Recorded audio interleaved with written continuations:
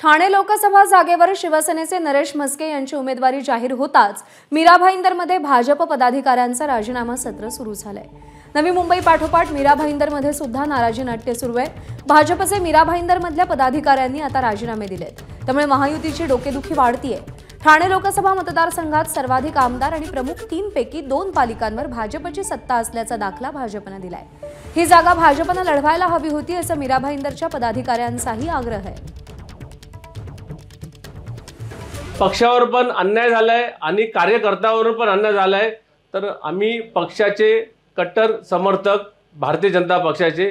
तर पक्षाला समजा तुम्ही दुसऱ्या कोणाला पण पक्षातर्फे पक्षाच्या चिन्हावर दिली असती तरी एकदा आम्ही ह्या गोष्टीकडे आम्ही पाठ केली असती की राजीनामा द्यायचा नाही, ह्या गोष्टीवर पाठ केली असती, पण आम्हाला आता ह्याच्याशिवाय पर्याय नाही।